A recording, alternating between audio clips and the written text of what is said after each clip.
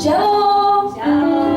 Selamat pagi Bapak Ibu Saudara sekalian yang ada di onsite maupun online. Pagi hari ini kita bersyukur pada Tuhan. Keadaan memang tidak mendukung, keadaan tidak memadai, tetapi tidak ada halangan untuk kita bisa memuji dan menyembah Tuhan. Mari kita membuka hati dan pikiran kita untuk kita menyembah Tuhan dan percaya bahwa hari ini kita akan menerima sesuatu yang dari Tuhan. Dan sesuatu itu akan menguatkan kita, akan memulihkan kita, akan meneguhkan kita. Percaya Tuhan ada di tengah-tengah kita dan memberkati kita semua. Haleluya. Haleluya. Mari saya undang kita semua untuk bangkit berdiri. Kita akan angkat pujian. Angkatlah suaramu, puji dan serukan nama Yesus. Haleluya. Mari bertepuk tangan bagi Tuhan.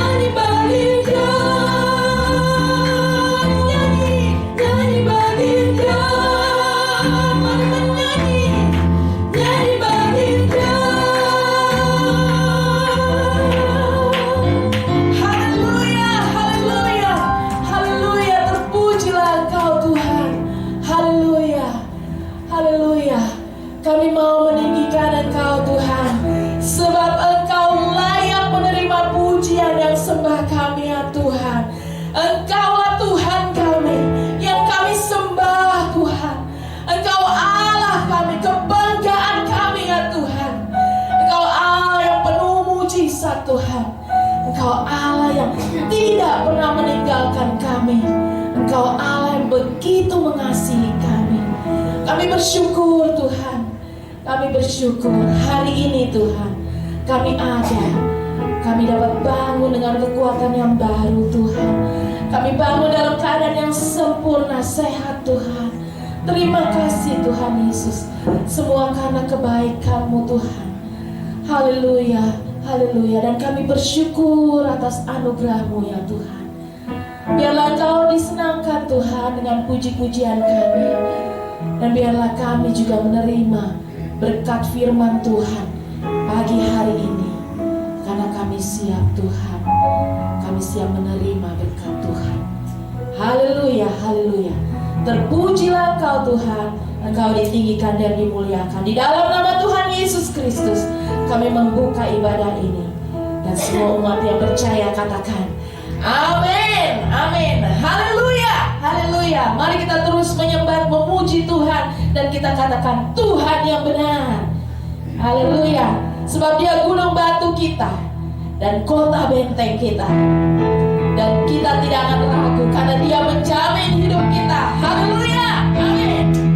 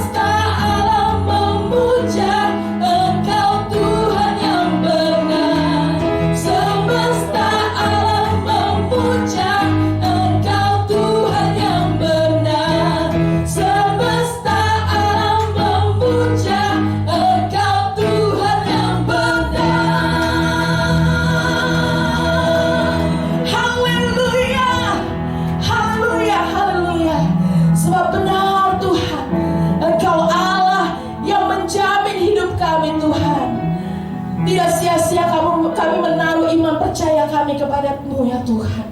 Haleluya, haleluya.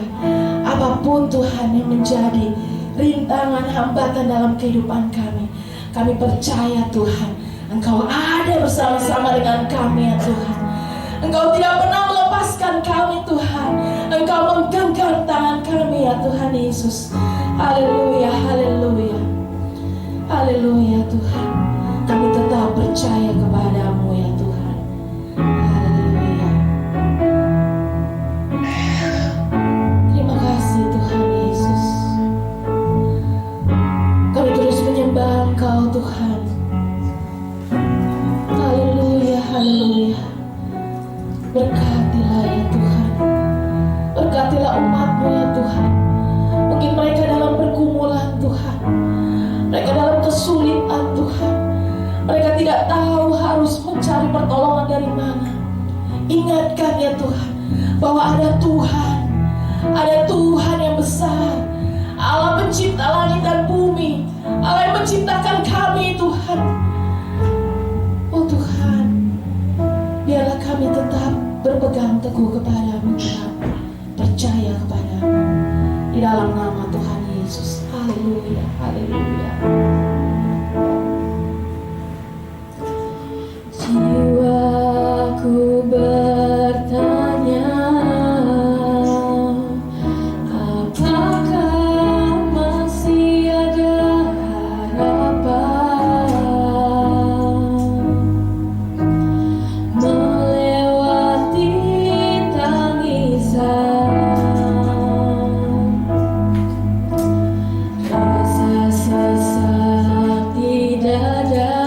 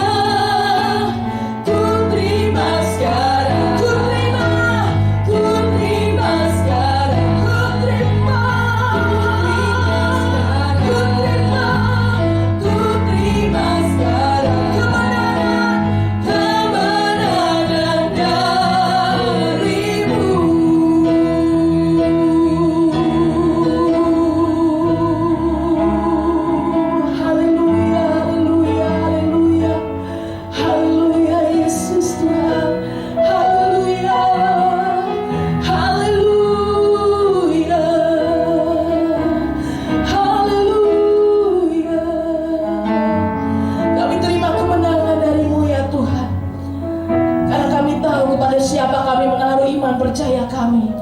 Kepada Allah kami yang besar, kepada Allah kami yang dahsyat ya Tuhan, kepada Allah pembuat mujizat ya Tuhan.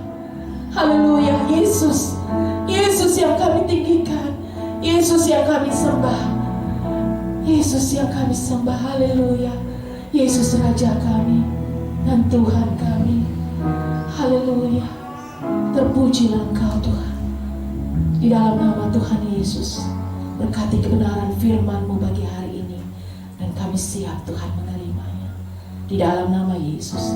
Haleluya. Amin. Amin. Saya serahkan.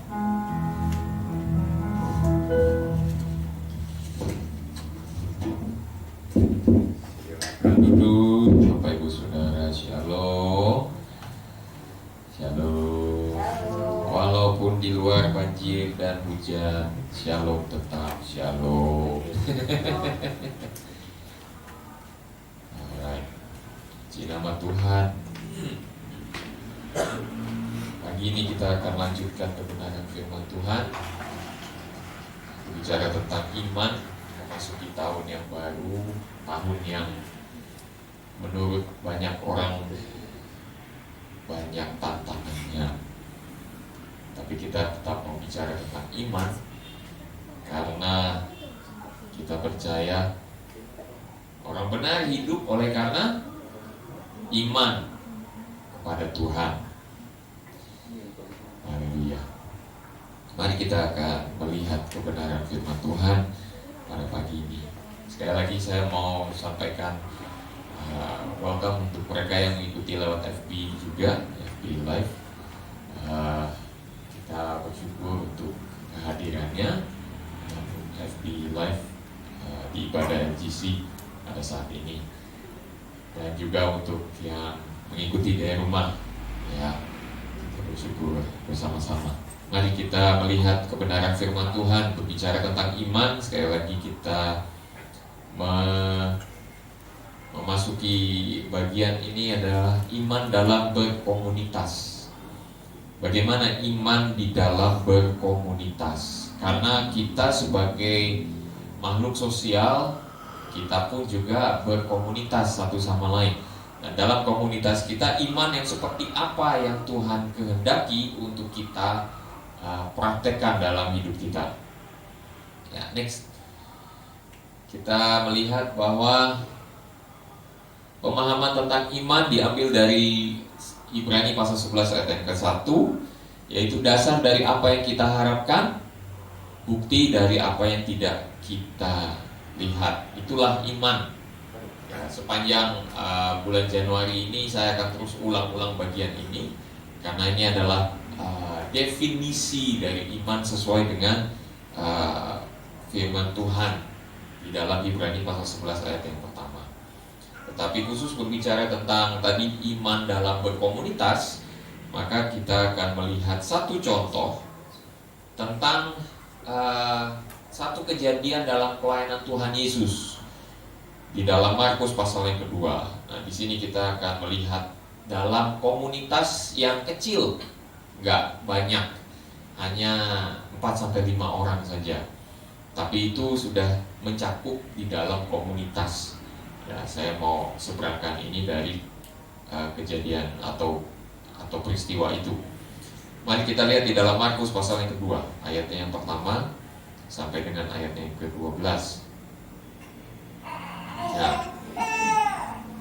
Oke, ada satu peristiwa di mana orang lumpuh disembuhkan. Ada orang lumpuh yang disembuhkan dalam pelayanan Tuhan Yesus.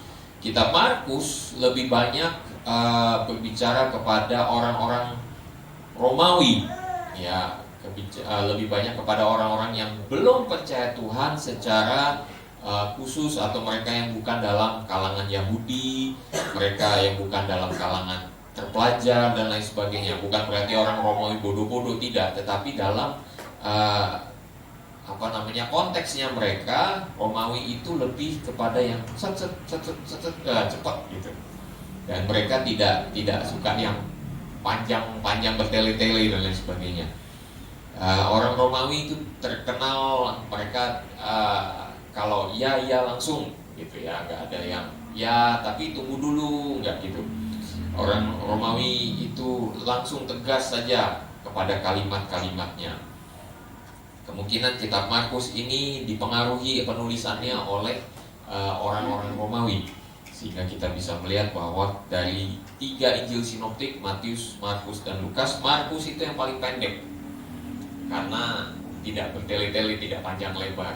Karena itu makanya kita tidak melihat kisah kelahiran Yesus seperti di Matius dan Lukas dalam kitab Markus. Tidak ada gembala, tidak ada kandang domba, tidak ada.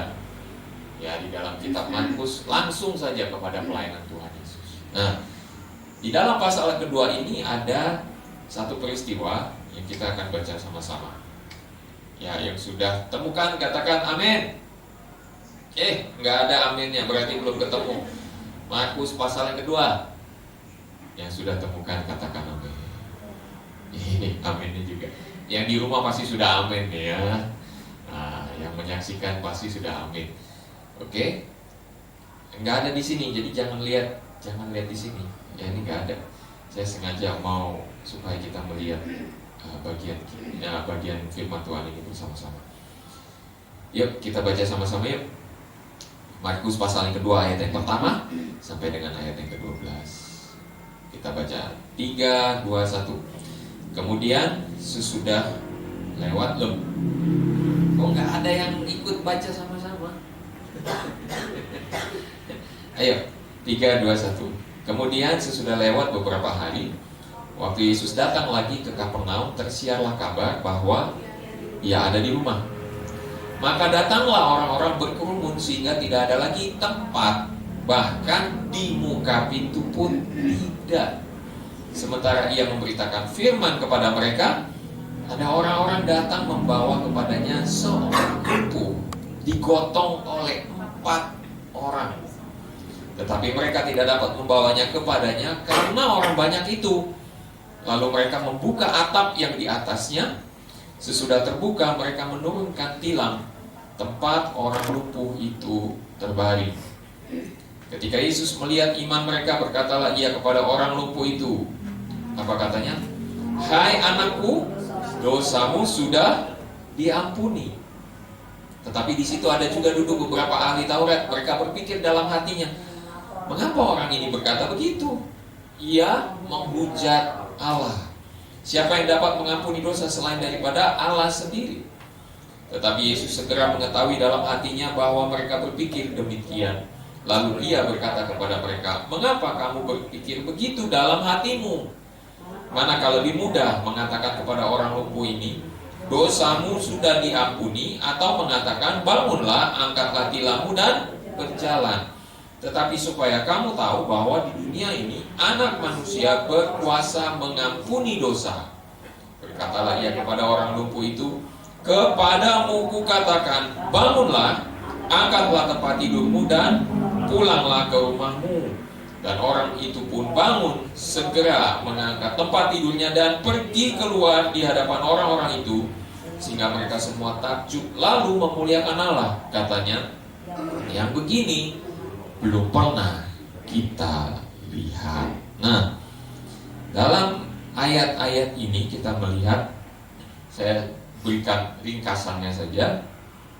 Ayatnya yang pertama dan sampai dengan ayatnya yang kedua A, di situ kita melihat Yesus datang ke kota Kapernaum dan tersiarlah kabar kepada semua orang bahwa ada seorang penyembuh, seorang guru, seorang rabi, seorang yang bisa melakukan mujizat ada di situ. Ya, ibaratnya kayak apa? Ada grup band yang mau datang nih ke Jakarta, apa ya namanya? Lupa. Ayo pemusik. Siapa ya?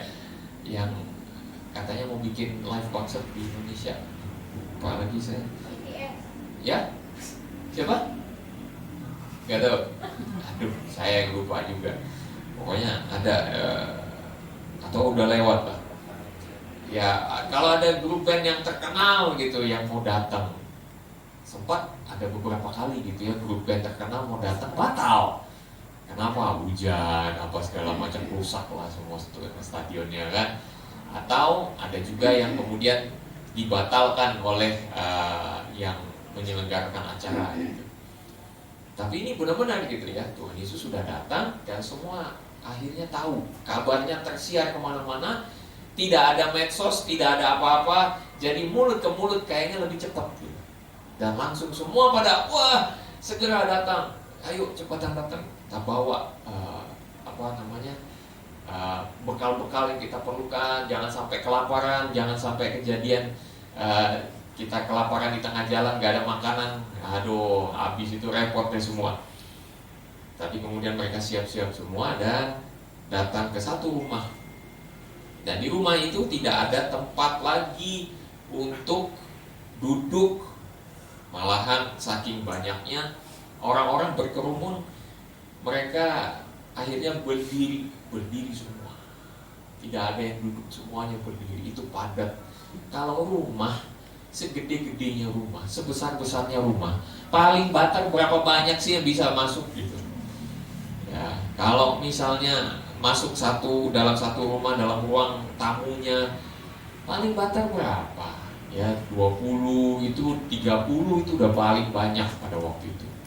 Terlalu besar itu kalau misalnya dibilang 30 orang bisa kumpul. Tapi ini sampai di muka pintu pun juga nggak bisa orang itu masuk. Ya, menunjukkan ini lebih daripada boyband yang tadi saya sebut. Ya, sementara ia memberitakan firman kepada mereka, tiba-tiba ada beberapa orang datang membawa kepada Tuhan Yesus seorang yang lumpuh. Jadi ada kebutuhan di sini. Masuk kepada ayat yang ketiga, ada kebutuhan. Ada seorang yang lumpuh digotong oleh 4 orang. Jadi 4-5 orang. Ini yang saya sebut komunitas yang kecil ini. Ya, komunitas yang kecil ini 4-5 orang. Mungkin yang lumpuh itu ya teman mereka atau keluarga mereka, kita nggak tahu. Ya, tetapi bisa dibilang ini dalam ruang lingkup komunitas yang kecil. Dalam lingkup sosial kita, komunitas terkecil adalah keluarga. Kemudian melebar kepada lingkungan sekitar, tetangga, dan orang-orang di sekeliling kita. Nah, kemungkinan ini adalah satu keluarga, kemungkinan juga mungkin ya temenan, tetanggaan. Ya, masih dalam lingkungan yang kecil. Tetapi kebutuhan ini jelas dan harus segera dicari jalan keluarnya. Nah, masuk ke dalam satu peristiwa di mana, ini ternyata ada tantangan ayat yang keempat. Mereka tidak dapat membawa orang lumpuh ini kepada Tuhan Yesus. Karena apa? Ada orang banyak. Sampai di depan muka pintu pun gak bisa masuk.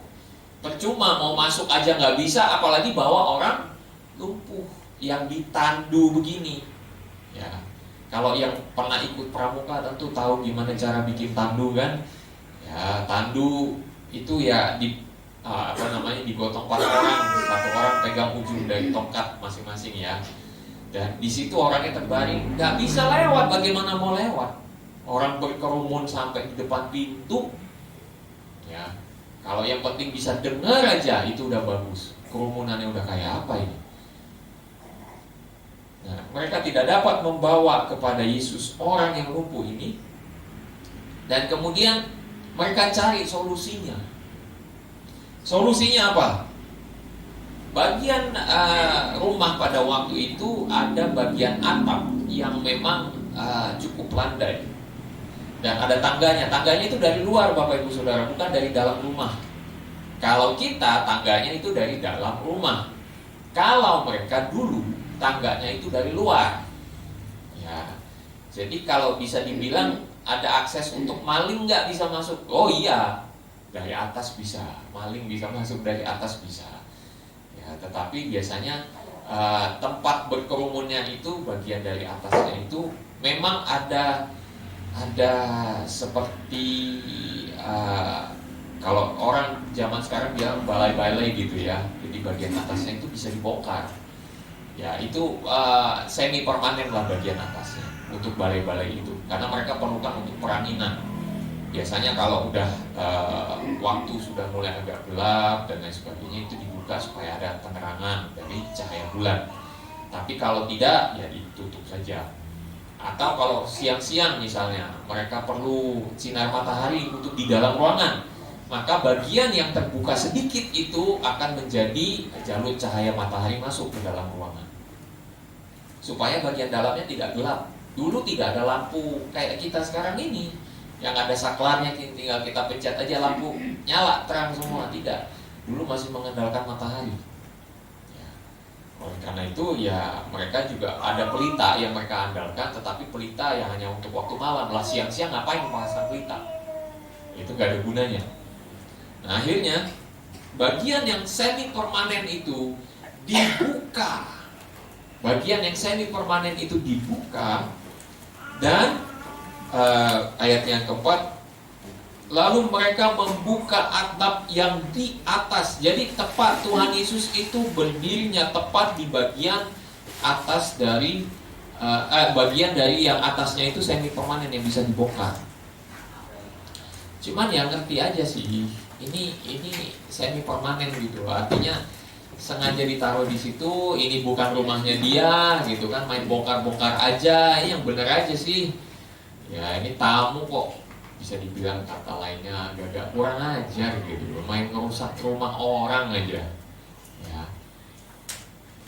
Tapi ya mereka buka atap itu, dan sesudah terbuka mereka ambil tali dan diturunkanlah orang lumpuh itu.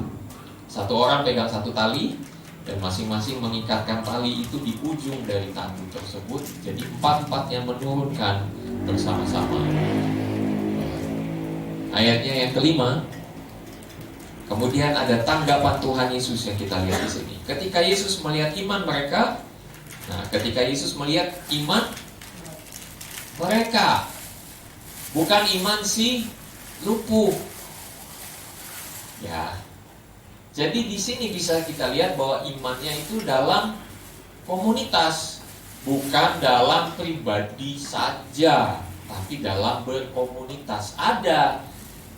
Makanya saya ambil ayat ini karena di sini jelas sekali tertulis ketika Yesus melihat iman mereka, iman komunitas yang kecil ini, berkatalah ia kepada orang lumpuh itu, hai anakku, dosamu sudah diampuni. Nah, ayat yang ke-6 jangan naik dulu. Ayat yang ke-6 sampai ayat yang ke-12, di situ kita melihat Tuhan Yesus menjawab dengan menyatakan prioritas. Karena memang ada orang di situ yang tidak suka dengan pelayanan Tuhan Yesus. Ya, kita melihat bahwa orang-orang tidak seluruhnya menyukai pelayanan Tuhan Yesus. Ada orang-orang di situ yang mencari-cari celah untuk mencelakakan Tuhan Yesus. Ayatnya yang ke-6 itu ditulis, itu ada juga duduk beberapa ahli Taurat. Oh, jadi ahli Tauratnya ini duduk, yang lain berdiri, mereka duduk.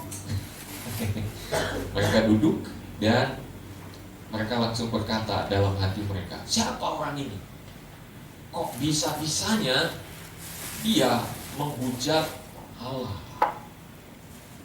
Siapa yang dapat mengampuni dosa selain daripada Allah sendiri? Dan seterusnya dan seterusnya. Tetapi Yesus mengetahui dalam hati mereka apa yang menjadi pikiran mereka. Lalu dia berkata, mengapa kamu berpikir begitu dalam hatimu?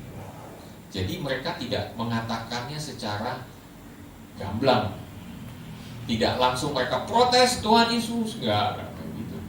Tapi mereka langsung seperti dalam hati mereka seperti sama gitu ya, orang-orang ahli Taurat ini. Oh, ini dia menghujat nama Allah. Nah, tetapi Tuhan Yesus katakan, mengapa kamu berpikir begitu dalam hatimu? Wah, kaget tuh. Ini ada satu orang yang bisa mengatakan begitu tentang isi pikiran mereka, isi hati mereka. Kalau ada yang kayak gitu dalam pelayanan, yang ada jemaat pada getar-getir semua. Waduh, gawat.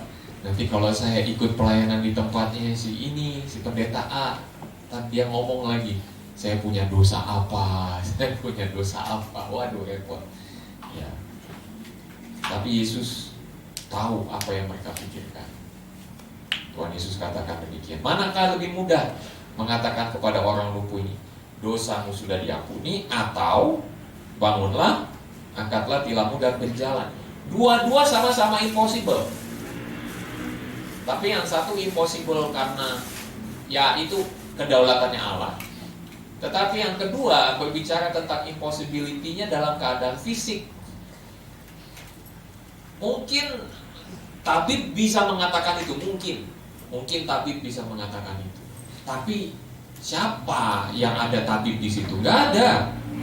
Tidak ada tabib di situ, tidak ada seorang pun yang bisa mengatakan itu. Menurut mereka lebih susah untuk mengatakan yang mana. Nah, di sini Tuhan Yesus sedang memberikan prioritas kepada mereka. Menurut kamu, hai ahli Taurat, mana yang lebih susah? Dosamu sudah diampuni, atau angkatlah tilammu dan berjalan lagi gitu ya? Enggak, sama-sama susah. Gak ada yang gampang, sama-sama susah dan sama-sama mustahil menurut manusia. Tetapi di situ Tuhan Yesus katakan apa? Tetapi supaya kamu tahu bahwa di dunia ini anak manusia tidak hanya mampu menyembuhkan mereka yang sakit seperti yang kamu lihat, tetapi anak manusia juga berkuasa mengampuni dosa. Jadi bagi Tuhan dua-duanya tidak mustahil. Kalau kita percaya itu, bagi Tuhan tidak ada yang mustahil, maka kita percaya juga untuk segala sakit penyakit kita disembuhkan. Untuk semua dosa-dosa kita yang lama, kita pun juga diampuni. Nah, itu artinya anak Allah mampu melakukan semua yang mustahil. Ya, itu iman percaya kita. Sehingga waktu Tuhan Yesus katakan ini prioritas, menurutmu mana yang lebih dulu harus dilakukan? Tapi Tuhan Yesus katakan, hai anakku, dosamu sudah diampuni. Bagi Tuhan Yesus, dosanya, urusannya dengan Tuhan itu jauh lebih penting. Itu dulu. Tapi bukan berarti lalu kesembuhannya itu belakangan jadi nggak penting-penting amat, enggak. Karena sesudah itu Tuhan Yesus katakan, angkatlah tilammu, berjalanlah, pulang ke rumahmu. Gak usah kemana-mana, jangan kelayapan, pulang ke rumah. Ya. Di situ Tuhan Yesus menunjukkan dirinya sebagai anak manusia. Nah, anak manusia itu dalam pengertian sebagai yang, karena anak manusia itu ada nubuatan dari perjanjian lama yang mengisyaratkan bahwa hanya anak manusialah yang akan membebaskan manusia kita. Anak manusia yang sesungguhnya menurut keturunan, garis keturunan dari Adam dan Hawa, dari situ lahir. Jadi kita tidak mengatakan bahwa Mesias itu bukan manusia, tapi Mesias itu adalah 100% manusia juga, karena ada bloodline-nya, garis keturunannya. Oke, itu next time lah kita bahas itu. Tapi yang kita mau bahas berikutnya adalah next, kata yang tadi saya bahas, melihat iman mereka. Nah, di situ melihat iman mereka berarti apa? Yang pertama, iman dalam kesepakatan. Iman dalam kesepakatan. Mereka semua bersepakat untuk membawa si lumpuh ini kepada Tuhan Yesus. Itu kesepakatan mereka. Yang kedua, mereka bersepakat untuk tidak ada yang melepaskan tandunya, salah satunya duluan. Apa jadinya kalau Anda bawa tandu berempat, terus yang satu bilang capek terus dia lepas? Apa yang terjadi? Ya jatuh lah, ya kan? Keempat-empatnya bersepakat untuk membawa tandu bersama-sama. Keempat-empatnya bersepakat untuk mencapai tujuannya. Sampai di tujuan, pokoknya kita harus sampai di situ. Mau apapun yang terjadi, Kita harus sampai di situ. Jadi mereka bersepakat untuk sama-sama membawa si lumpuh ini kepada Tuhan Yesus. Nah, di dalam kesepakatan kita itu ada bagian iman kita juga. Ya. Kenapa kita bisa bersepakat? Karena kita sama-sama percaya akan sesuatu. Nah, saya mau kasih perbandingan, karena ada juga persepakatan yang jahat. Nah, kita lihat persepakatan yang jahat itu di mana? Kisah Para Rasul pasal yang ke-5. Jangan karena nggak ada. Kisah Para Rasul pasal yang ke-5, ayatnya yang ke-9. Di situ ada satu cerita tentang Ananias dan Safira. Ananias dan Safira, seperti yang kita tahu, mereka sudah diberitahukan bahwa kalau mereka mau memberikan persembahan, karena pada waktu itu terjadi bahaya kelaparan di seluruh daerah Yudea dan ada juga sampai ke Samaria juga, sehingga mereka mau nggak mau harus saling membantu lah. Ada yang punya tanah, jual. Kalau ada yang punya properti, punya aset, jual. Karena ini kita perlu untuk kebutuhan sesama kita. Akhirnya Ananias dan Safira menjual tanah mereka. Tapi mereka bersepakat untuk mengambil bagian untuk mereka. Tetapi mereka katakan, ini seluruhnya persembahan kami. Paham ya? Jadi kesalahannya bukan karena mereka mengambil bagian mereka. Mereka boleh nggak ngambil bagian mereka? Boleh. Tapi kalau mereka sudah ambil bagian mereka, jangan katakan bahwa ini adalah hasil penjualan seluruh tanah kami. Itu yang bahaya. Ya. Itu sudah jadi akarnya korupsi, Bapak Ibu Saudara. Jadi kalau mau tahu akarnya korupsi di mana, ini udah ada di sini. Kisah Para Rasul pasal yang ke-5. Akarnya korupsi sudah ada. Mengakui bahwa itu seluruhnya, padahal sudah diambil sebagian. Mestinya yang mereka lakukan adalah, ini penjualan tanah kami, tetapi bagian kami ambil untuk kebutuhan kami. Itu nggak apa-apa, nggak masalah. Tapi baik Ananias maupun Safira, dua-duanya mengatakan demikian. Itu seluruhnya.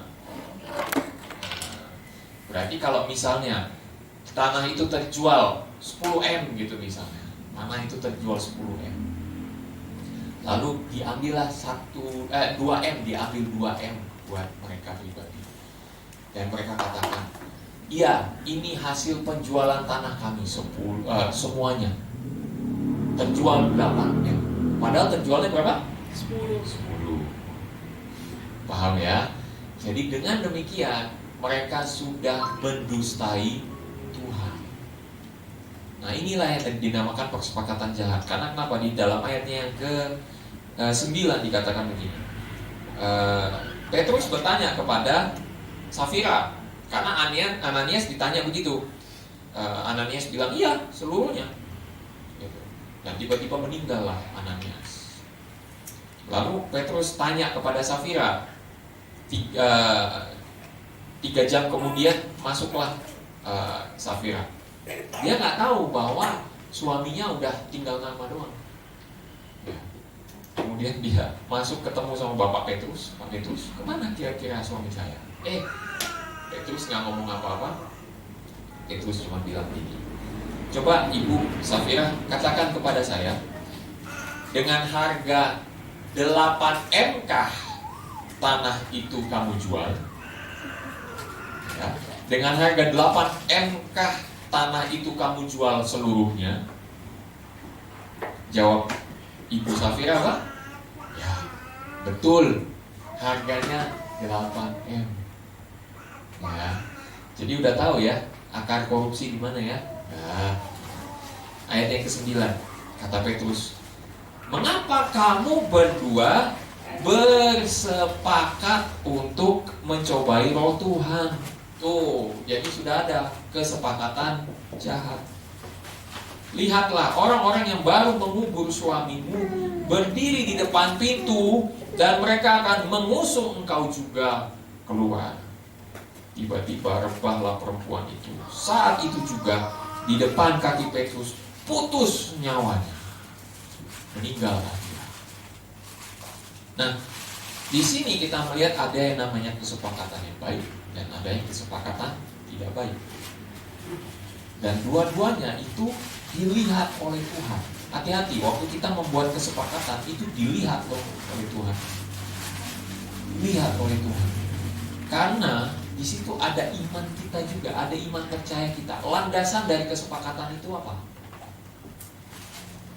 Kalau kita membuat kesepakatan landasannya hukum, siapa yang membuat hukum itu? Tuhan. Dan asal tahu, bukan manusia yang membuat hukum. Hikmatnya datang dari Tuhan. Jadi di hadapan Tuhan, di hadapan hukum dan di hadapan Tuhan sebenarnya kita membuat kesepakatan. Jadi iman kita adalah ketika setiap kali kita membuat kesepakatan, ada Tuhan hadir di situ. Amin. Jadi kalau mau buat kesepakatan, hati-hati ya. Karena Anda tidak hanya membuat kesepakatan di depan manusia, tapi Anda membuat kesepakatan di hadapan Tuhan. Oke. Nah, kesepakatan itu landasannya apa? Iman kita kepada Tuhan. Landasan dari kesepakatan mereka untuk datang kepada Yesus adalah apa menurut kita? Iman percaya mereka adalah orang lumpuh ini akan sembuh. Itu aja. Kesepakatan mereka, iman mereka adalah kalau kita bawa si lumpuh ini kepada Tuhan Yesus, maka dia akan sembuh. Sudah, itu saja, nggak macam-macam. Di dalam komunitas kita, ketika kita menghadapi tantangan, bersepakatlah dalam dasar iman yang sama. Dan kesepakatan kita haruslah Tuhan pasti bisa menolong kita. Itu dasar kesepakatan kita. Makanya waktu kita meeting atau mau membuat keputusan tertentu yang sifatnya urgent dan lain sebagainya, kita perlu bersepakat bersama-sama. Oke, kita tahu ini akan ada hal-hal yang ke depan yang kita harus putuskan. Dan pasti ada resikonya. Nah, ini kesepakatan juga untuk menanggung resiko bersama-sama. Tadi saya udah bilang, ini bagian yang atas ini semi permanen yang bisa dibongkar. Jadi kalau ini membongkar rumah orang, nanti dimarahin orang, mau nggak terima? Ya, wah jangan terus tuding-tudingan. Oh dia sih yang suruh. Jangan tuding-tudingan. Ya, bersepakat sama-sama kita tanggung resikonya. Good. Kalau memang mau tanggung resikonya bersama-sama, ya jalan. Dalam komunitas, kita perlu bersepakat. Dasarnya apa? Yaitu Tuhan pasti menolong kita. Resikonya apa? Kita tanggung sama-sama. Tapi kalau ada yang memang harus bertanggung jawab, jangan kemudian yang lain tinggalkan dia. Dukung. Ya. Kalau ada orang yang harus bertanggung jawab di situ karena namanya cuma satu gitu ya, penanggung jawab kegiatan ini gitu ya. Ya jangan kemudian ditinggalkan dia untuk kemudian orang itu disalibkan kalau ada apa-apa. Ya. Tapi ingat harus didukung gitu. Ya mungkin kalau ketemu dengan pihak berwajib yang bertanya gitu ya, jangan orang yang kemudian bertanggung jawab yang ketemu duluan. Ada yang duluan ketemu kasih tahu penjelasannya gini. Lalu perkenalkan, oh ya ini yang bertanggung jawab dia. Tapi kami semua mendukung sama-sama. Gitu. Itu kan lebih enak, ya kan? Nah, kesepakatan itu tidak hanya kepada dasar iman kita kesepakatannya, tetapi kesepakatannya juga kepada nanggung risiko sama-sama. Kalau kita mau berkomunitas, kita beriman bersama-sama. Satu, iman kita percaya Tuhan Yesus menolong kita. Itu yang nomor satu. Yang kedua, apapun yang terjadi kita tanggung sama-sama. Oke? Itu yang pertama. Yang kedua, agak panjang ini memang. Yang kedua, next. Iman dalam perbuatan.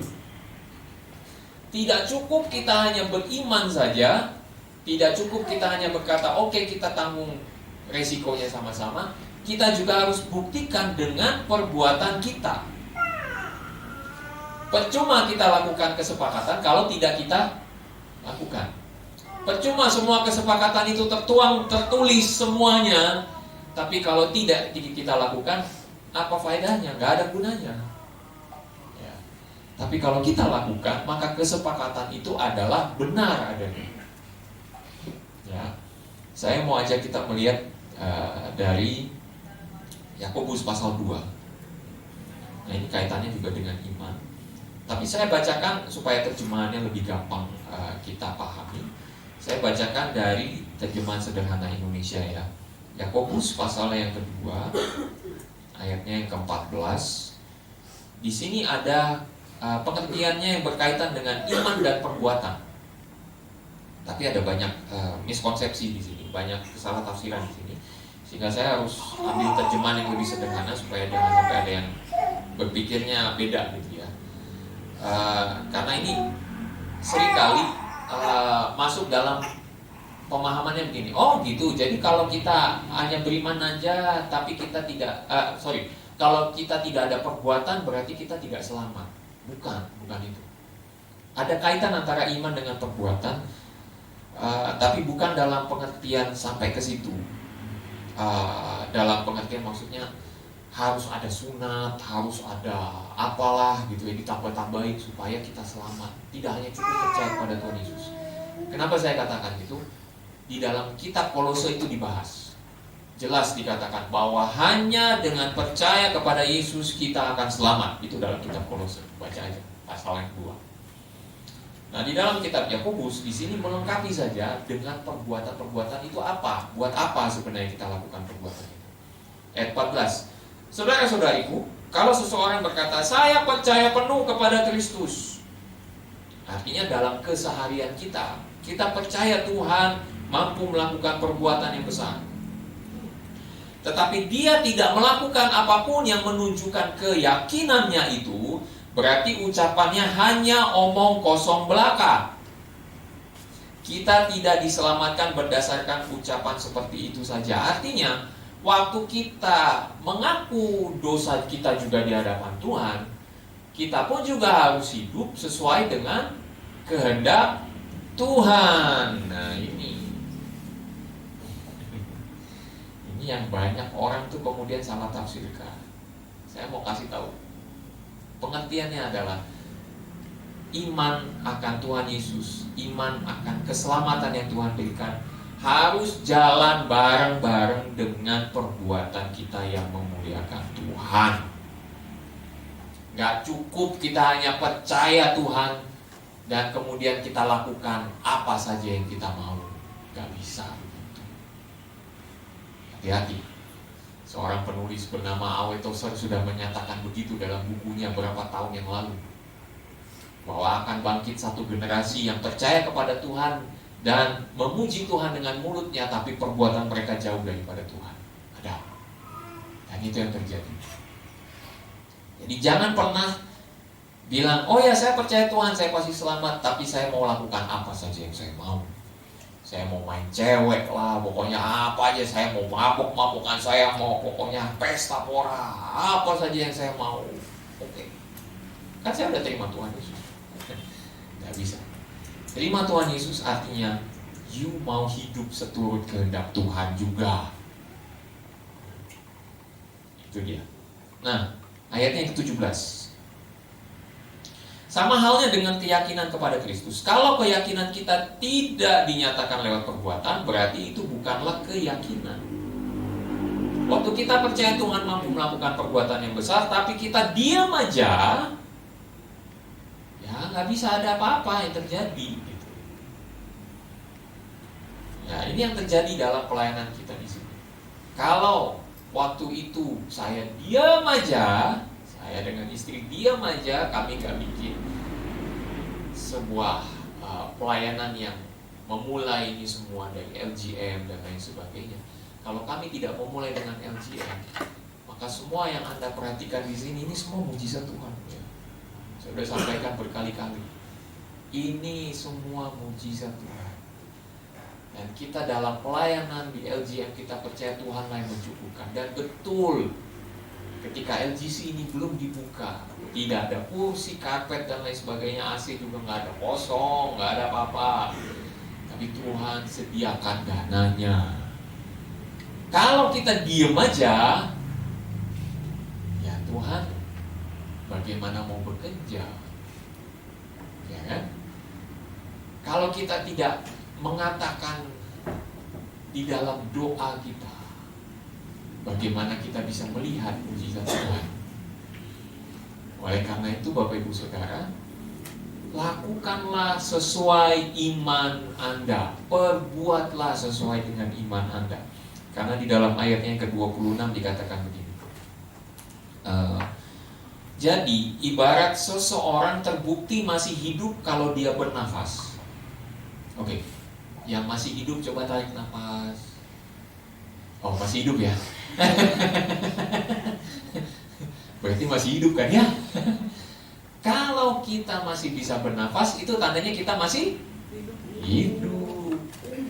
Demikian pula keyakinan kita terbukti benar kalau ada perbuatan. Ya, seperti layaknya kita dikatakan hidup karena masih bernafas, demikian pula iman kita itu dinyatakan benar kalau kita melakukannya. Jadi dalam komunitas kita lakukan sesuai kesepakatan kita bersama-sama. Bawalah orang lumpuh itu, pegang yang kuat. Jangan kemudian ada yang bilang, oh ada air minum gratis nih, saya taruh dulu lah bentar, ambil. Jangan ditinggalkan. Tanduk sama-sama diangkat. Kalau mau turunin dia karena ada yang capek, ngomong. Jangan terus bilang, lu kan bisa baca pikiran gue. Enggak ada itu. Lu gak lihat tangan gue udah gemeteran begini? Enggak. Ngomong. Dan sepakat sama-sama. Oke, kita turunin dia bentar ya. Nih, turunin dia di ini bagian bangku ini sebentar lah. Kita turunin dia. 1, 2, 3, turunin. Kalau gak ada apa-apa itu apa? Kita turunin dia ya. Ya. 1, tahu ada yang lepas dulu. Jatuh lah. Sepakat dalam perbuatan. Kalau kita katakan kita beriman, kita bersepakat, kita juga lakukan itu. Sama-sama kita bawa dia, sama-sama kita angkat dia, sama-sama kita turunin dia. Sama-sama kita bongkar atapnya, sama-sama kita tanggung risikonya. Nggak apa-apa. Tapi yang penting orang ini kita bawa tepat di depan Tuhan Yesus. Yang penting Tuhan Yesus lihat dia, Tuhan Yesus sembuhkan dia. Itu sudah goal. Dalam berkomunitas, sepakat dalam perbuatan Anda. Kita lakukan ini ya, sama-sama nih ya. Kita lakukan. Oke, sepakat. Misalnya nih, kalau nanti ke depan kita mau buat kantin gitu atau apa gitu ya. Sepakat nih, kita mau buat kantin. Oke, sepakat ya. Terus kita jalanin sama-sama ya. Jangan ada yang cuma satu yang kerja, yang lain gak mau kerja ya. Sepakat dalam perbuatan juga. Oke? Itu artinya iman dalam perbuatan. Dan yang ketiga, yang terakhir. Next. Oh ya, sebelum itu perhatikan jawaban Tuhan Yesus. Ketika di dalam jawaban Tuhan Yesus tadi menunjukkan prioritas, maka kita juga perlu perhatikan dalam perbuatan kita, mana yang kita harus prioritaskan dulu. Oke, ada tantangan. Kita mungkin harus buat sesuatu, ada plan B. Sepakati plan B-nya, tetapi ingat, plan B itu ada urutan prioritasnya. Mungkin saja, kita nggak tahu, nggak diceritakan di sini. Mungkin saja yang membawa tandu ini salah satunya mungkin nanya kepada yang punya rumah. Kita nggak tahu. Ya, kita nggak tahu. Mungkin saja orang yang punya rumah dan di dalam nggak bisa keluar. Kita nggak ngerti juga. Tapi mereka sepakat untuk lakukan itu, apapun yang terjadi, konsekuensinya apapun, oke lah, kita ikuti saja. Artinya apa? Prioritas yang pertama, harus orang lumpuh itu masuk dulu. Kita belakangan gak apa-apa. Kita mungkin minta izin belakangan gak apa-apa. Jangan sering-sering gitu deh. Ya. Kalau nggak ini banget, ya mungkin harus lakukan itu, ya silakan. Tapi tanggung konsekuensinya juga lah. Yang pasti kalau minta izin belakangan, konsekuensinya jauh lebih besar daripada ngomong dulu, minta izin dulu. Tapi kalau Anda terpaksa harus lakukan itu, oke, tanggung risikonya. Yang penting apa? Prioritasnya apa? Kalau prioritas itu jauh lebih urgent, lebih penting, oke, sepakati dulu. Kita yang penting orang ini turun dulu ya. Kita belakangan turun ya. Gak apa-apa. Yang penting orang ini turun. Akhirnya tepat di depan Tuhan Yesus. Prioritasnya adalah Dia. Dalam iman kita juga perlu tahu prioritas kita apa. Kalau kita mau menolong orang, prioritas kita apa? Kalau kita sepakat untuk mau menolong bersama kita, prioritas kita apa? Kalau prioritas kita adalah untuk cari nama, taruh itu belakang. Prioritas kita adalah harusnya satu, menjadi berkat bagi sesama. Amin. Itu harus jadi skala prioritas kita kalau kita mau tolong orang. Nomor satu, kita mau jadi berkat buat sesama. Oke? Sepakat ya? Sepakat? Anda yang di rumah juga sepakat? Nah, kita sepakat. Karena itulah tujuan kita ada dalam dunia ini, menjadi berkat untuk sesama. Nah, yang ketiga, next, iman dalam jawaban. Oh ya, coba naikin ke atas. Satu lagi, kayaknya kelewati satu. Nah, ini dia, iman dalam jawaban. Kalau kita lihat Markus 11 ayat 20 sampai 26. Nah, ini sekali lagi saya bacakan dari terjemahan Sederhana Indonesia. Markus pasal yang ke-11. Salah baca. Markus pasal yang ke-11 ayatnya yang ke-20. Ada satu kisah juga mengenai mana tuh? Oh, Yesus mengajar tentang pohon ara yang dikutuknya. Besok pagi waktu Yesus dan murid-muridnya berjalan melewati pohon ara itu, tampaklah pohon itu sudah mati dan kering sampai akar-akarnya. Petrus teringat pada peristiwa kemarin, lalu dia berkata, "Guru, lihat, pohon yang engkau kutuk kemarin sudah kering." Jawab Yesus kepadanya. Nah, ini iman. Jawaban Yesus adalah, percayalah penuh kepada Allah. Aku menegaskan kepada kamu semua, kalau kamu percaya penuh, kalau kamu beriman, kamu juga bisa membuat keajaiban seperti ini. Wah, Tuhan, gimana nih? Masa kita bisa kemudian berkata kepada pohon mangga yang tidak berbuah, mati aja, terus tiba-tiba besokannya langsung kering, gitu. Gimana caranya itu? Ya, misalnya kamu bisa meminta kepada Allah, buatlah gunung ini pindah ke dalam laut. Nah, lebih susah lagi.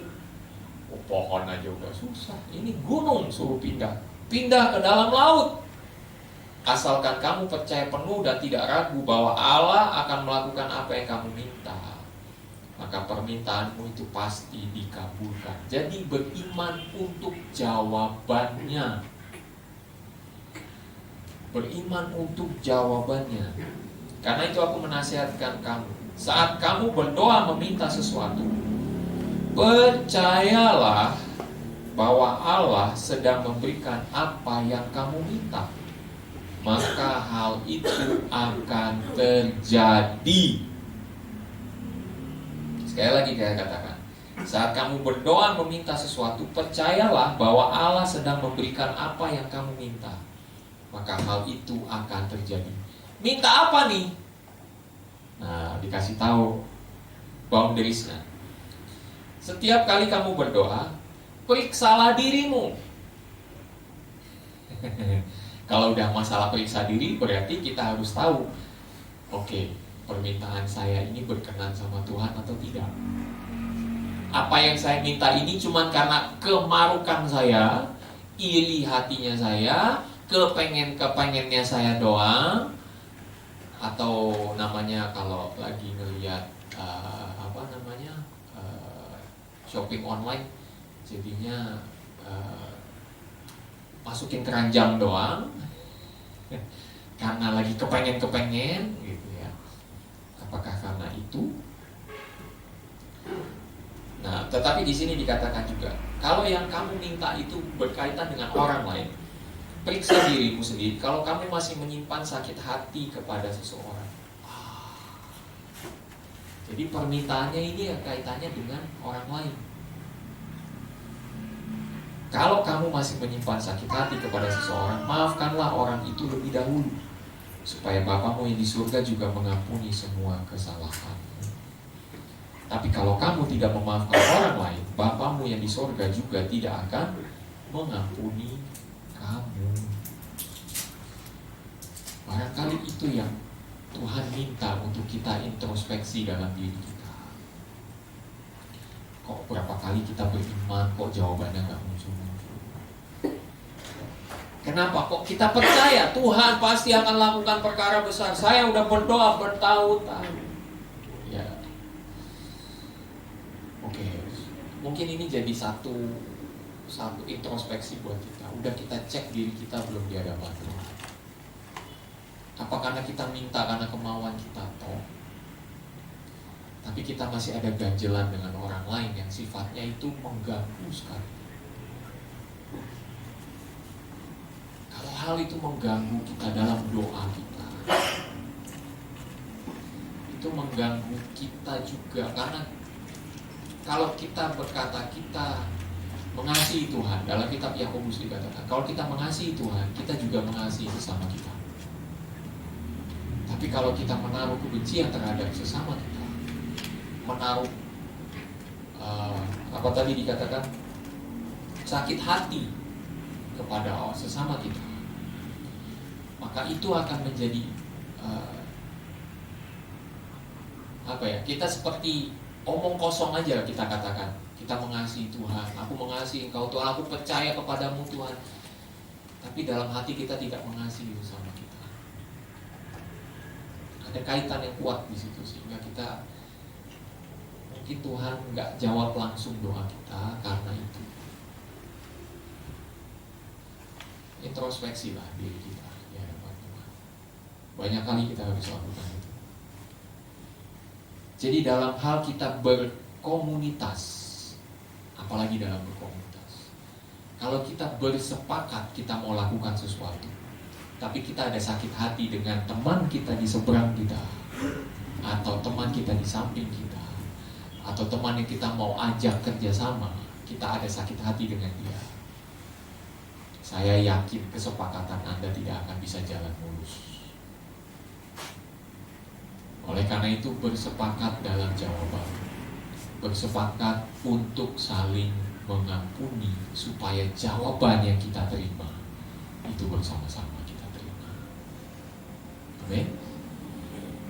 Jangan cuma yang satu yang beriman, yang lainnya enggak gitu ya. Karena ada sakit hatinya. Jangan. Mari kita perbaiki hubungan kita dalam komunitas, sehingga waktu kita berkata, ya Tuhan kami mau lakukan ini bersama-sama, kita enggak lakukan sendirian, tapi kita lakukan karena kita saling mengasihi juga. Oke? Jadi yang kita maksudkan dalam melihat iman mereka menurut Tuhan Yesus adalah iman dalam berkomunitas, iman dalam kesepakatan, iman dalam perbuatan, dan iman dalam jawaban. Kiranya iman seperti ini tumbuh dalam komunitas kita. Percaya Tuhan Yesus yang menyediakan, percaya Tuhan Yesus pasti akan menolong kita.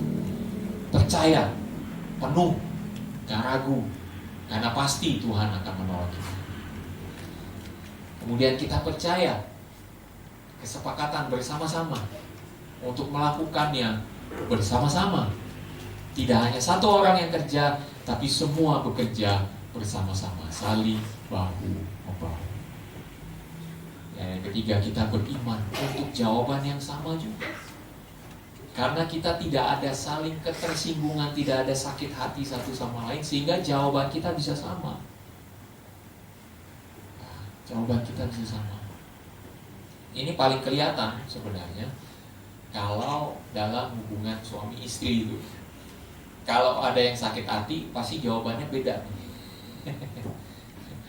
Begitu anak nanya, "Pak, mau bikin begini, boleh nggak?" Tanya mamimu. Bisa. Terus tanyain ke maminya, "Ma, mau bikin gini, boleh nggak?" Tanya papimu. Gitu. Jadi pingpong di pingpong. Pasti jawabannya begitu. Itu karena ada ketersinggungan satu sama lain. Akhirnya bisa sepakat nggak buat anak ini? Anak ini bingung. Nah, mau nanya siapa? Mami suruh tanya papi, papi nanyain suruh mami. Nah, gimana ini? Anak bingung. Ya. Itu contoh paling gampang untuk iman dalam jawaban. Oleh karena itu baik kita bersepakat untuk jawaban yang sama. Ya, kita akan jalani ini sampai kita temukan apa yang Tuhan kehendaki itu terjadi. Tuh, enak kan? Sampai kita lihat apa yang Tuhan kehendaki terjadi di depan mata kita. Nah, itu udah. Jadi kita akan beriman sampai akhir. Oke? Nah, mari kita berdoa bersama.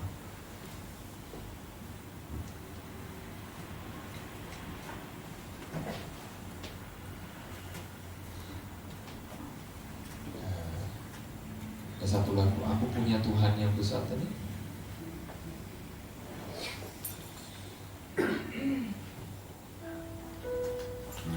Aku punya Tuhan yang besar, yang telah berjanji dan sanggup menggenapi imanku bersepakat.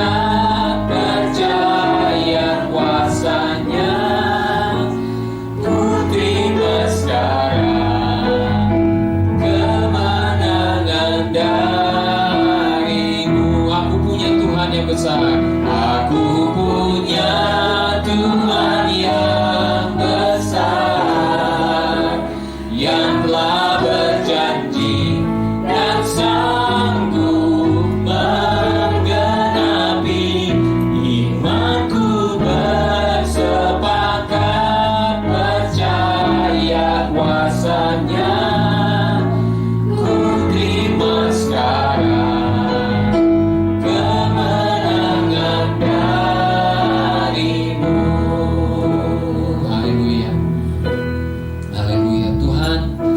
datang kepadamu bersepakat bersama-sama Tuhan untuk pelayanan di tempat ini. Kami percaya Engkau Allah yang memulai pelayanan di tempat ini. Maka kami percaya juga Engkau ada bersama-sama dengan kami di saat kami akan melakukan banyak hal di tempat ini. Dan melalui pelayanan ini kami rindu nama Tuhan dipermuliakan. Oleh karena itu kami mau bersepakat bersama-sama untuk melihat janji Tuhan akan digenapi di dalam pelayanan ini, di dalam gereja ini, di mana kami bersama-sama akan melayani bagi kemuliaan nama Tuhan. Tuhan, kami berdoa, pelayanan ini bukanlah pelayanan manusia, tetapi ini adalah pelayanan anugerah Allah. Pelayanan di mana manusia diberikan anugerah oleh Allah untuk bisa melayani sesamanya. Melalui pelayanan di LGM, LGC ini Tuhan, kami percaya kami dipakai oleh Tuhan untuk menjadi berkat bagi sesama kami. Oleh karena itu di dalam kesepakatan iman kami ini, kami percaya juga ada kuasa-kuasa Allah yang besar akan menyertai pelayanan kami. Ketika kami berhadapan dengan orang-orang yang sakit, kami berdoa akan terjadi kesembuhan. Karena kami bersepakat kami akan menjadi berkat bagi sesama kami. Kami mau mendoakan mereka yang memiliki kebutuhan. Dan kami doakan mereka sehingga mereka melihat jawaban keluar dari Tuhan. Oleh karena kami bersepakat bersama-sama, Tuhan, kami mohon Tuhan, hadirlah di dalam setiap pelayanan kami. Bertahtalah di dalam setiap pelayanan kami.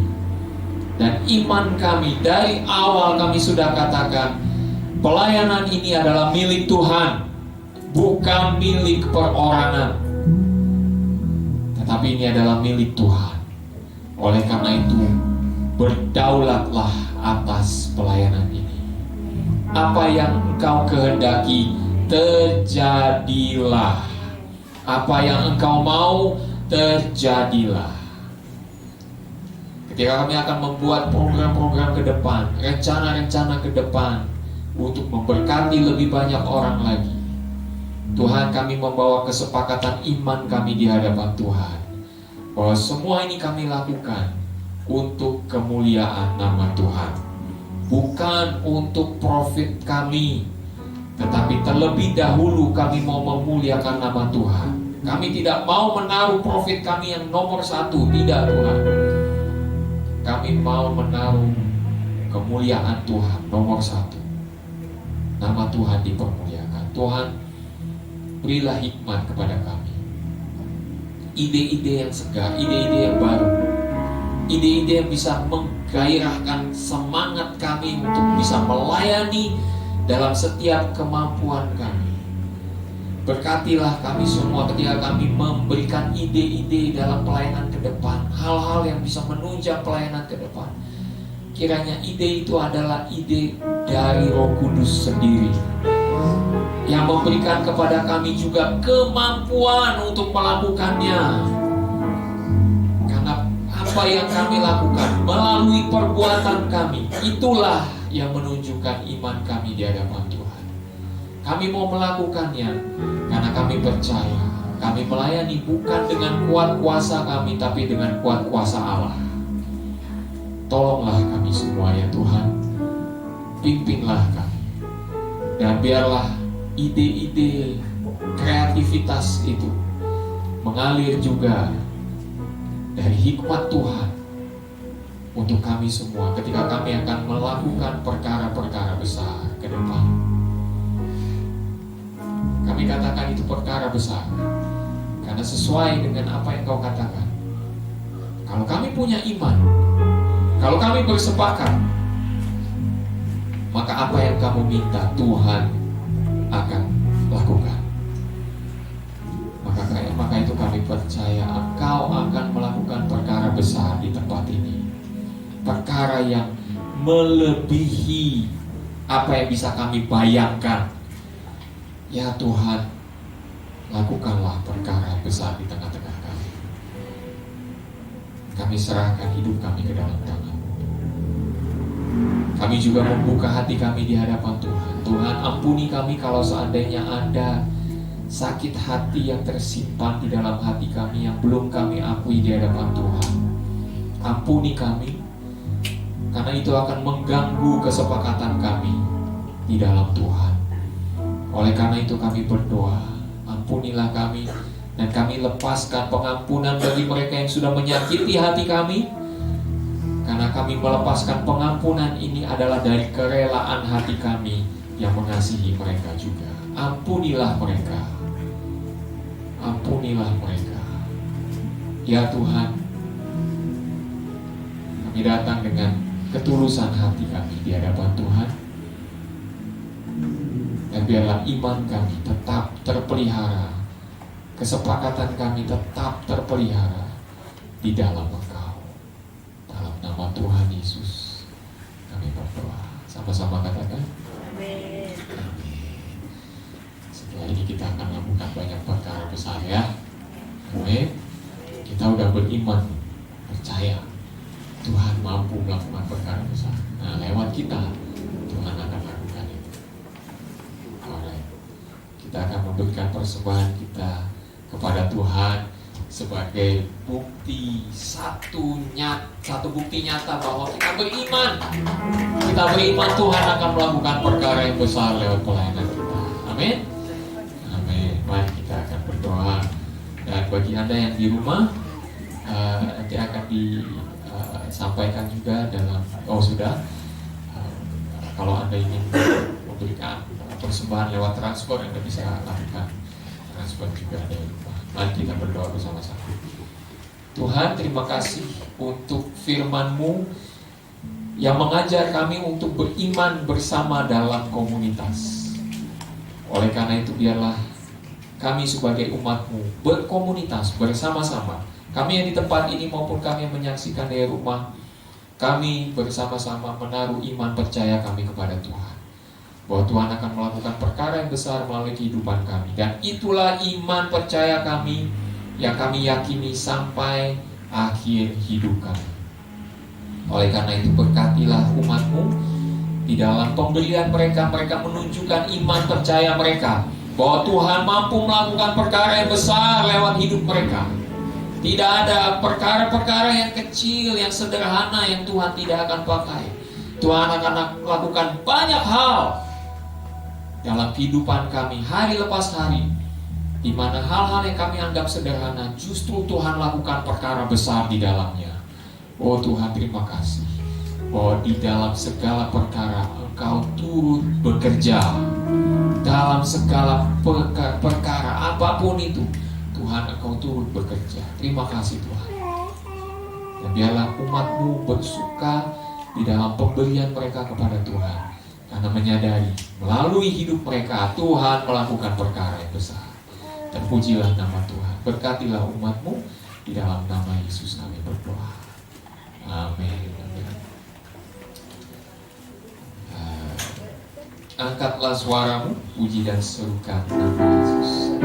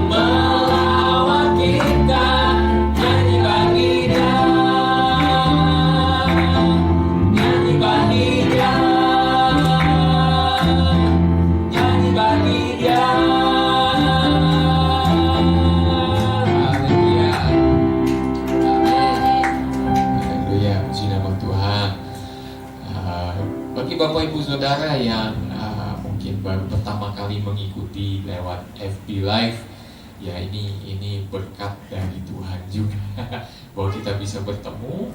Nah, selamat datang. Ini adalah LGC pelayanan di Cideng yang kita mulai November yang lalu, dan puji Tuhan, Tuhan terus beserta dengan kita dan kami rindu untuk terus bisa beribadah bersama-sama dengan Anda. Jadi FB Live ini akan terus ada ya di dalam pelayanan kita setiap minggunya. Dan juga kalau ada pelayanan-pelayanan keluar, FB Live-nya juga akan kita on-kan, meliput untuk setiap acara kita ke depan. Ada lagi mungkin pengumuman yang bisa disampaikan, ada nggak? Ada? Oke, nggak ada. Bapak Ibu Saudara hati-hati kalau misalnya nanti pulang, kalau ada yang banjir atau apa segera kasih tahu. Kalau misalnya tadi pergi lewat sini, pulang lewat sana, keadaannya banjir, ya mungkin bisa kasih tahu supaya jangan ada yang lewat situ ya. Gitu. Tapi Bapak Ibu Saudara yang mungkin terkena banjir dan harus ada di rumah, tetap bersukacita karena Tuhan juga bisa pakai Anda di rumah. Ya, amin. Mari kita bangkit berdiri bersama-sama dan kita akan berdoa menutup ibadah kita. Nah, saya mau tanya dulu, siapa di antara kita yang percaya bahwa Tuhan mampu melakukan perkara besar dalam hidupmu? Oke, sepakat ya? Kita percaya ya. Minggu ini kita mau melihat satu perkara besar. Amin. Amin. Saya sendiri sudah melihat perkara besar terjadi minggu yang lalu. Ya, satu perkara yang sulit sekali yang sudah ya pasti ada di antara Anda sudah tahu. Saya juga membantu menolong dalam menyelesaikan urusan yang sudah 20 tahun gak kelar-kelar. Tapi dalam minggu kemarin terjadi banyak hal yang Tuhan tuntun sehingga akhirnya bisa terjadi tahap-tahap ke depan sudah mau selesai. Tahap ke depan ini sudah mau selesai. Tinggal review saja. Sesudah itu kesepakatan bisa tanda tangan. Wah, puji Tuhan. Kalau itu bisa selesai, puji Tuhan. Ya, akhirnya kita bisa menyelesaikan masalah yang sudah 20 tahun lebih tidak kelar-kelar, tapi akhirnya bisa diselesaikan oleh karena Tuhan. Ya, itu perkara besar yang terjadi dalam hidup saya. Dan saya rindu melihat saudara-saudara juga, Bapak Ibu Saudara, melihat perkara besar terjadi dalam hidupmu minggu ini. Siapa yang mau? Coba angkat tangan. Siapa yang mau melihat perkara besar? Oke. Anda di rumah, mari angkat tangan Anda di hadapan Tuhan. Tuhan, kami mengangkat tangan kami untuk menyatakan bahwa kami rindu melihat perkara besar terjadi lewat hidup kami. Karena ada hal-hal yang bisa kami sepakati bersama-sama sebagai satu komunitas. Kami percaya, kami sepakat bahwa Engkaulah Allah yang sanggup melakukan segala perkara. Bagimu tidak ada yang mustahil, tidak ada yang tidak mungkin. Ketika kami menemui tantangan, kami belajar untuk melihat tantangan itu sebagai tantangan iman di hadapan Tuhan. Dan oleh karena itu kami mengangkat tangan kami dan kami katakan, ya Tuhan, bagimu tidak ada yang mustahil. Kami akan melihat perkara besar terjadi di depan mata kami. Apa yang kami hadapi ke depan menjadi tantangan tersendiri. Kami akan lihat, kami lewati itu bersama dengan Tuhan. Dan itu menjadi bukti bahwa Tuhan mampu melakukan perkara besar lewat hidup kami. Tuhan, pakailah hidup kami. Apapun yang kami kerjakan, buatlah berhasil, karena Engkau, namamu saja yang akan dipermuliakan lewat hidup kami. Namamu ya Tuhan yang dipermuliakan. Pakailah setiap anak-anakmu yang mengangkat tangan mereka di hadapan Tuhan. Karena mereka rindu hidup mereka dipakai untuk menjadi berkat bagi sesama mereka. Pakailah hidup mereka bagi kemuliaan Tuhan. Terima kasih Tuhan. Kami akan melihat bersama-sama perkara-perkara besar terjadi bagi kemuliaan nama Tuhan. Oleh karena itu, pulanglah dengan anugerah dari Allah Bapa, kasih karunia dari Tuhan Yesus Kristus, penyertaan Roh-Nya yang kudus menyertai kita semua dari saat ini sampai Maranatha Tuhan Yesus akan datang kembali. Sama-sama katakan amin. Tuhan Yesus memberkati kita semua. Shalom.